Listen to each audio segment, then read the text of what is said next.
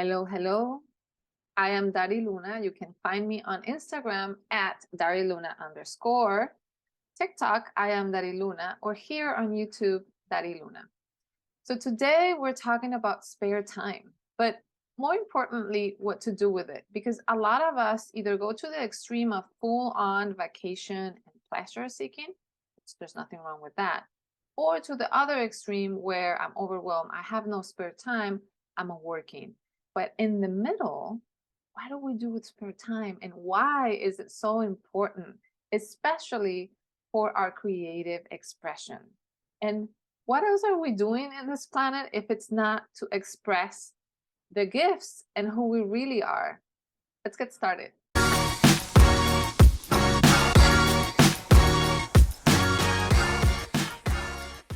Okay, I want to start this topic with an analogy, which, by the way, I have a new backdrop. I moved. A lot of things happen in my life, but I'm going to keep recording. It's not perfect yet. So for now, you're going to have a little bit of plants here. You're going to have a sofa there, and it's going to be fine. This subject, analogy. So I wanted to start this subject with an analogy about cities and green cities and overwhelming cities, and how important it is to have breathing space of greens within cities. If you think about it, a well-designed city, especially energetically, visually, and in all senses of the word, requires that we have a well-balanced dance between modern civilization and construction and buildings and residential areas, and also a lot of recreational areas and nature areas, right? So when we look at, for example, New York City, we understand how important it is to have a whole huge, gigantic park that contrasts and balances out the density of that city. And what we feel when we go to New York is a sensation of this might be too much, right? There's no harmony. Because as human beings, we need space.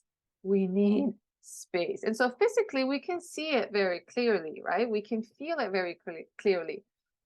Maybe we don't need all of it to be nature, but there is a specific balance that we resonate more with. And that balance has to do, and it's very connected with our peace of mind, with our ability to think clearly, with our ability to be present in the moment, with our ability to feel like we are in harmony with our environment, right? Now, I want you to look at that analogy and transfer the idea of recreational areas, nature, and greenery to your brain, to your life, to your body. Our body, our lives, our schedules need that exact same space in order for things to harmonize, in order for things to flow. The thing is, though, is that, yes, we've grown up into a society that overvalue feeling productive and doing things and taking action on things, and undervalue contemplation, presence, recreational time, free time, well-being, self-care, etc., etc. We're all very aware of that. However, it is important to understand that those beliefs that are collective, and even though we understand them cognitively, we can see it and see like, oh yeah, I can see the difference. That doesn't necessarily translate to, yes, I'm going to add spaces into my day. Yes, I'm going to add spaces into my life without feeling guilty, without feeling ashamed, or without feeling like then this is vacation mode, go all the way into no limits, right? And so notice those three withouts. what happens is a lot of times we embody, or we approach, I should say, free time. I had a client the other day that was telling me, I'm just feeling really overwhelmed because I have a lot of stuff to do. And I've noticed that when we feel that we're very overwhelmed, two things are happening. We don't have as many stuff as we think we have to do. What's really making us think that way is that we are not really present with the things that we need to do. So I'm here trying to do something, right? She was telling me, I'm just dedicating so much time to work until I'm not with my friends, and my friends are calling and I'm not going. Yeah. But notice that the root cause of that feeling is not really that you're not going with your friends, in this case, this client. What it is that while you're working, right? While you're working, you're feeling that something's missing and your attention is somewhere else. Your attention is not 100% there. So we've proven scientifically through many studies as well that what makes us feel overwhelmed is our lack of presence. And a lot of times that lack of presence, it's not that we have too many things to do, is that we don't have space to flow in between the activities. Look at how interesting is that, right? We already know that deep joy and fulfillment comes from the quality of presence that I give to each moment. Each moment. If I'm right here, right now, talking to you, I'm fully present on this moment. The more quality of presence that I can give to this moment, the more meaning and fulfillment I am going to feel. The more my mind is thinking about, oh, I didn't close the door, oh, that light over there, oh, after this video, I really need to finish it at 4 p.m. The more my mind is thinking, because we do have the capability of doing that, thinking of that and talking of something else, or thinking that we are doing those two things, but in reality, we're not completely doing those two things, right? That's the moment where overwhelm starts. When overwhelm starts, then we lose completely our ability to create. Notice that, right? When you're overwhelmed, can you create from scratch? No, because what are you doing? You are reacting to things, right? You are trying to put up with fires here and there, and you're trying to solve things in that reactive mode, which means chances are we are an autopilot, which is a totally opposite of being present in each moment. However, presence without practice is not necessarily easy, right? It's not necessarily easy, but it is important to understand the consequences of not being present. And so bringing myself back to the subject, we need spare time. Spare time is not a luxury. It's not something that it's scary. It's not something that it's bad for you. It's not something that means you are lazy. All of those things are our opinion of what we do with spare time by default. What do I mean by default? Our brain is hardwired to look for insatisfaction and where things are wrong. If we let our brain go that way by default, then we're all the time trying to be hypervigilant, or trying to look for something to do, or trying to get active so that we think we are regulating ourselves with activities and feeling productive. But what in reality, what we're doing is we're following that limiting belief that says, if you're not productive, you're not adding value to life. And if you're not adding value to life, usually the way you learn this as a kid is you're not being loved, right? Because we learned, I'm generalizing, of course, but in the 80s and in the 90s, and, the paradigm has changed where if you're not the best at doing something, or if you're not really good, I have this story. I remember my mom used to tell me, because of that collective belief, there's no fault in her, But my mom used to tell me, you cannot be in the house doing nothing. Like when I come from work, she's a single mother, right? So when I come from work, she used to tell my sister and I, right? We would jump when we hear her car coming in. We would jump and like start looking for something to do, right? Because she could not see us doing nothing. Because the belief was, and of course that belief was ingrained in me from the uterus, right? From the uterus, right? Because there is a fear ingrained in the lineage that says, if you're not productive, you're not valuable. If you're not valuable, we can't keep you, right? So our brain has wired to say, hey, if I'm not adding value with productivity and tangible results, then I am not loved, I'm not safe. That's the primal conception. And so what does that mean? That means that I'm going to do anything I can to be and show up productive so that I can get those results, or that at least they can see me being productive, even if I don't, have the results to show for it, right?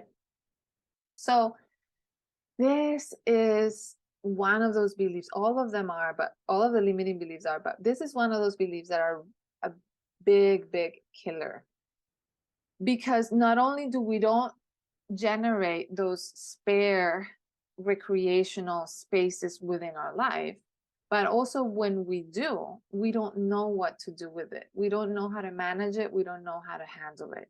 Because in that space, there's a lot of silence. And in silence, there's a lot of uncertainty. And we haven't been taught or modeled how to approach uncertainty.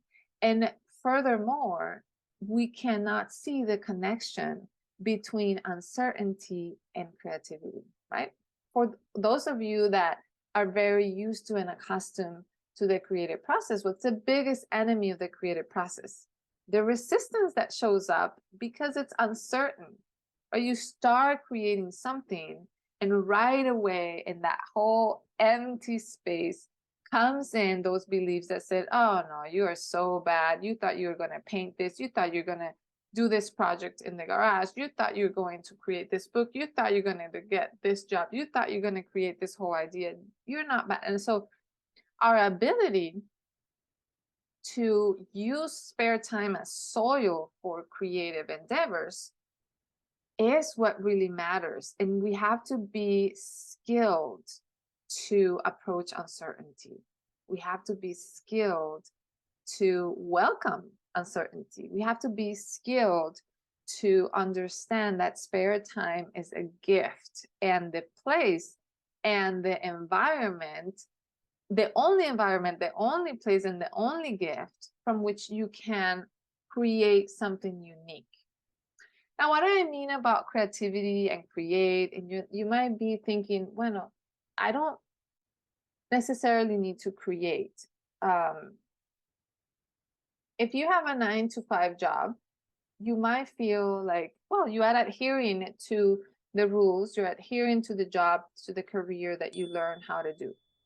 But there is a part of you, and that part of you is connected to, I don't want to say purpose, because we have tons of different purposes, but our natural and most aligned state of being is that which is authentic. Authentic means there are ideas and true ways in which you see life that are different from other people. However, you probably have learned to suppress those ideas because since you were a little kid, those ideas weren't welcome. Those ideas were very different from other people's ideas. And those ideas weren't either money generator, or weren't either value generators, or weren't either maybe accepted by society as something that was valuable. And so that all comes from thinking that our value comes from what we do, and that our value comes with what we attain and what we can achieve. And there is a worthiness intrinsic in us just by being present in this life, and just by having love intelligent breathing through us. So we don't need to add value on top of that to be loved. And that's the first thing that we need to start transforming and switching. And that's the first thing that is going to allow us to see life as, oh, I need to find out what's my unique environment in which I flourish in a unique way. And that's when creativity comes. I want to give you this analogy that works really well with me and people I work with. And is that you are a specific specimen of a flower. Yeah, think about it that way, right? Maybe I'm a rose, you're a hibiscus, and this person is a bamboo plant. Okay. So we all have different environments, ingredients, and different things that we need in order to thrive. How do we know we're thriving? Because we're flourishing.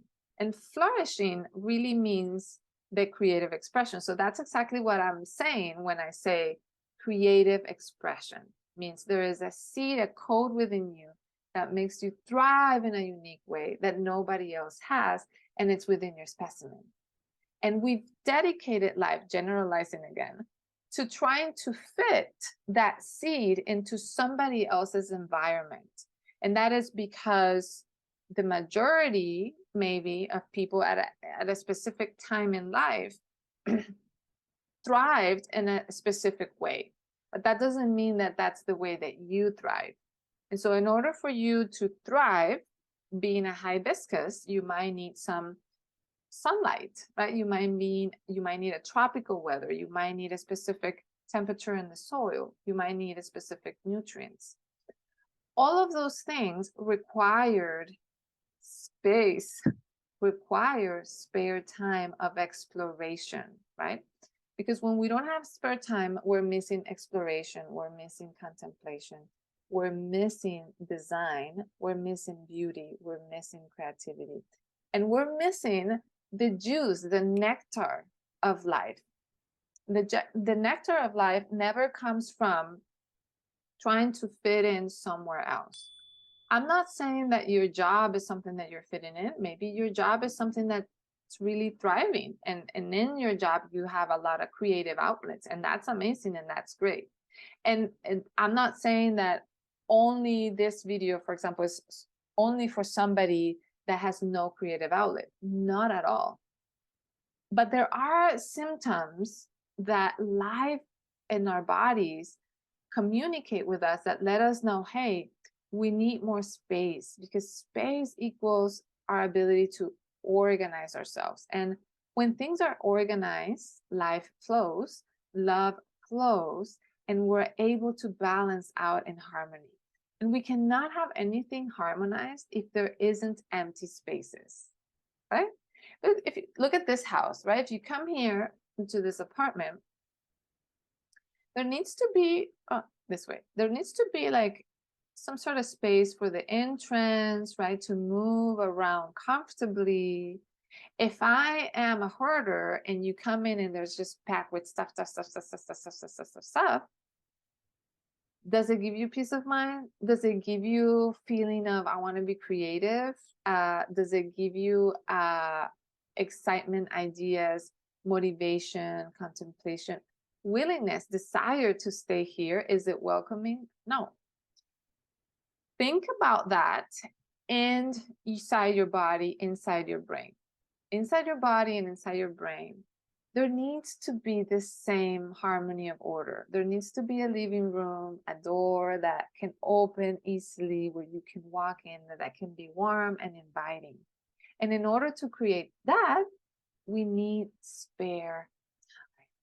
We need to balance our spare time, our spare energy, and our spare space with the ideas, the responsibilities, the experiences, the explorations, because that is what's going to incite a healthy evolution. What do I mean by healthy evolution?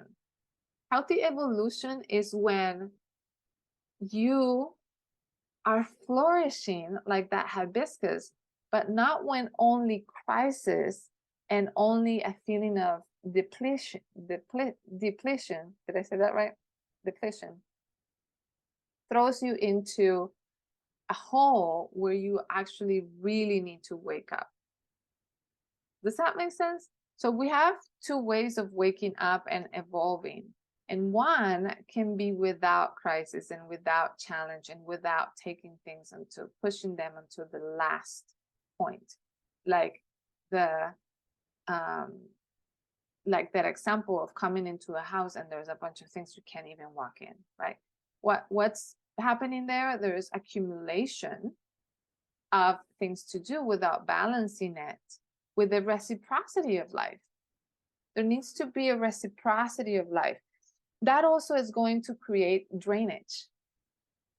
Notice how this is super important now that we're talking so much about trauma responses, toxicity, physical toxicity in the food that we eat and the environment, but also toxicity in our relationships and toxicity in what we do, anything that's just contaminating how we feel. We need to have systems of drainage in our life. What are those systems of drainage going to look like? They're going to have space. There needs to be space for us to drain. Space in our schedule, space in our physical space, space in our mind. Yeah. Because if you don't have space in your mind, can you conceive or give in or welcome the idea of self-care, of, oh, today I'm just going to sit down and look about what are the things that excite me. You need space for that. You need spare time for that. And spare time, again, without feeling guilty, right? Without judging yourself or feeling shame, right? And also understanding that it's not a luxury, that is essential. When you understand it's essential, right, you make it sacred in your life. So to close, I hope this video inspires you. Most of the clients that I am working with every day need help on prioritizing, planning, creating a map of what they're going to do, a roadmap. And they need help on like organizing all that. And what do you think is the most important ingredient for me to help somebody to do that? That they have spare time. And what is the hardest time for people to gift to our session so that we can co-create that beautiful harmony of a plan? Spare time, right? And where does that come from? It comes from us learning that from when we were a kid, like I just said, and attaching our value to the actions and the tangible results that we produce. And so we need to start unlocking that attachment, because what you produce and what you do in this life, it's not equal to your worth. Actually, it doesn't go even hand in hand. Not at all. Your worth is your worth. Because you're here, you are a living being, part of this love intelligence of life that is governing its universe, right? The intelligence that's out there, it is within you. And that same intelligence is breathing you. That is already enough for your worthness. It's okay. We might need to work on that because of the way we were brought up. We might need to work on those things. But those are things that need to be worked on before we create a plan, before we prioritize. Because I cannot prioritize if there's attachment. I cannot help you prioritize if there's an attachment within you that says, yeah, but I am only worth it when I work. Yeah, because there's not going to be space. And when there's no space, there's no order, there's no flow, there's no creativity, then we cannot prioritize because it's always going to feel overwhelming. Yeah. I hope this video was inspiring to you. If you feel overwhelmed, if you feel like you can't really get things done, too many ideas, not enough time, if you feel like you can't really stay consistent and look through a project till the end, chances are you have to think about spare time. and how you treat it and how this is connected to your beliefs. And work with somebody, work with a coach, work with an accountability friend. We just had an accountability class inside my Luna's membership. I invite you to be part of it and have the systems and the reminders. Maybe you're already working with the therapy. This is a great space to be in between therapy sessions, right? Because you'll have the reminders and the space and the community to hold you accountable and to bring yourself back into alignment. Sending you lots of hugs, and I'll see you in the next video. Take care.